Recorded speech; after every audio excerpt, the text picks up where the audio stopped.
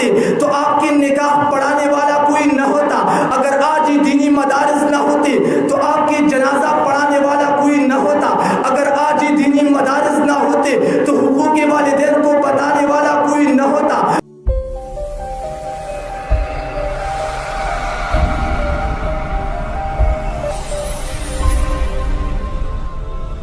الحمد للہ الذی شرفنا لعلوم الحدیث والقرآن، والصلاة والسلام على أصحاب الصفة وعلى آله وأصحابه الكرام،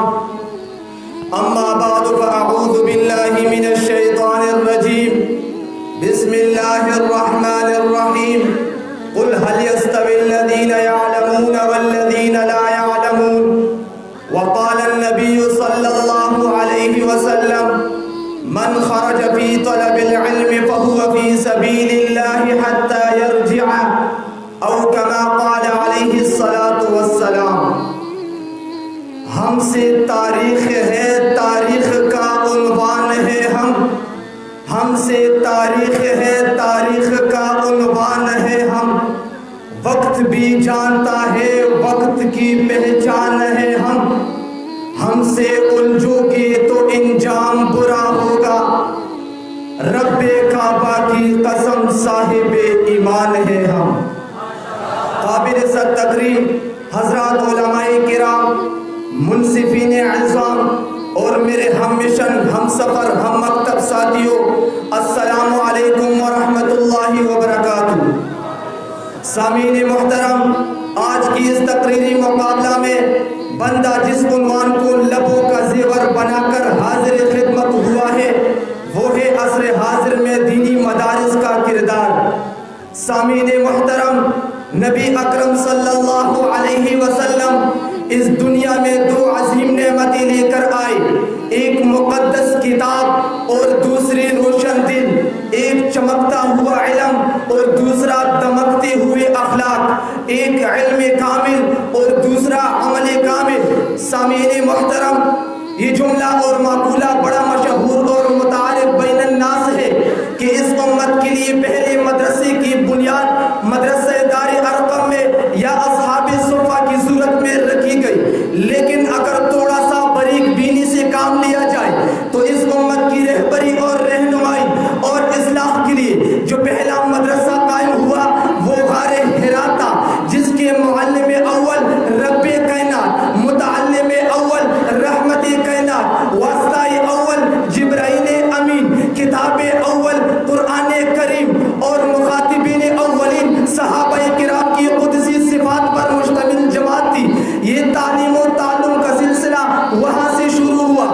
سامعین محترم، اب آئے ذرا دور حاضر میں ان دینی مدارس کی کردار کا جائزہ لیتے ہیں تو فوراً ذہن کی گلیوں میں یہ سوال گردش کرنا شروع کر دیتا ہے کہ ان دینی مدارس کا کیا کردار ہے؟ ارے ذل باطل ذرا سن، ان دینی مدارس کے ذریعے نہ صرف اسلامی معاشرت، اسلامی اخلاق و فضائل زندہ و تبندہ ہوتے ہیں بلکہ اسلامی علوم و فنون کی ترویج جیسے مبارک عمل اسلامی کلچر میں جاری رہتا ہے۔ اور یہ بات بھی روزے روشن کی طرح واضح ہے کہ اگر آج ہی دینی مدارس نہ ہوتے تو آپ کے نکاح پڑھانے والا کوئی نہ ہوتا، اگر آج ہی دینی مدارس نہ ہوتے تو آپ کے جنازہ پڑھانے والا کوئی نہ ہوتا، اگر آج ہی دینی مدارس نہ ہوتے تو حقوق والدین کو بتانے والا کوئی نہ ہوتا، اگر آج ہی دینی مدارس نہ ہوتے تو حقوق زوجین کو بتانے والا کوئی نہ ہوتا، اگر آج ہی دینی مدارس نہ ہوتے تو رب کی توحید کو بتانے والا کوئی نہ ہوتا۔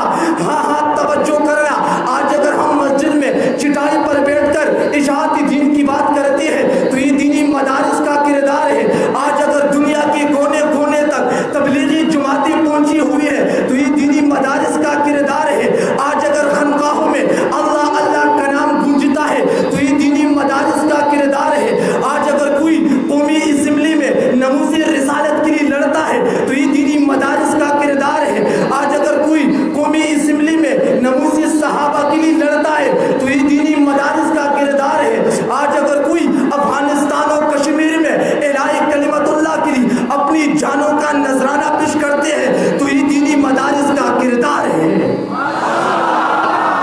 سامعین محترم، دور حاضر میں دیکھو کہ اگر ایک باپ کی 2 بچے ہیں، ایک عقل مند اور ہوشیار ہے اور دوسرا کمزور ہے، توجہ کرنا، تو وہ باپ کیا کرتا ہے کہ اس عقل مند اور ہوشیار بچے کو اسکول اور کالج کی تعلیم دلواتے ہیں، اور دوسرا جو کمزور بچہ ہے اس کو مدرسے میں داخل کرتا ہے، صرف اس لیے کہ یہ کسی کام کا نہیں۔ توجہ کرنا، اب ایک کی پرورش اسکول اور کالج سے ہوتی ہے اور دوسرے کی مدرسے سے، پھر نتیجہ کیا نکلتا ہے کہ 2-3 سال کے بعد وہی مدرسے والا کمزور بچہ اپنے ابا جان کو خوشخبری اور مبارکباد دیتا ہے کہ ابا جان میں حافظ قرآن بن گیا۔ ارے دینی مدارس کا کردار نہیں تو کیا ہے؟ سامعین محترم توجہ کرنا، پھر جب یہ بچہ اپنے والدین کی خدمت سر انجام دیتا ہے تو یہ دینی مدارس کا کردار ہے۔ پھر جب یہ بچہ خیرکم من تعلم القرآن وعلمہ کا مصداق بنتا ہے تو یہ دینی مدارس کا کردار ہے۔ پھر جب یہ بچہ رفتہ رفتہ آگے عالم بن کر مسجد کے ممبر اور محراب سے لوگوں کو حقوق اللہ اور حقوق العباد کا درس دیتا ہے تو یہ دینی مدارس کا کردار ہے۔ ہاں انہی دینی مدارس والوں نے اس کمزور بچے کو اس حد تک لایا کہ وہ حافظ قرآن بن گیا، وہ مبلغ اسلام بن گیا، وہ مؤرخ اسلام بن گیا، وہ مفسر اسلام بن گیا۔ ارے دینی مدارس کا کردار نہیں تو کیا ہے؟ سامعین محترم، اہل ایمان کو چاہیے کہ دینی مدارس کی قدر کرے، دینی مدارس کے مقام کو سمجھے، دینی مدارس کے لیے دعا کو اپنا مستقل معمول بنائے اور اپنے بچوں میں سب سے بہترین اور سب سے ذہین بچوں کو مدارس سے تعلیم دلوائے تاکہ لوگوں کے سامنے ان مدارس کا کردار اور بھی واضح ہو جائے۔ وآخر دعواہم ان الحمد للہ رب العالمین۔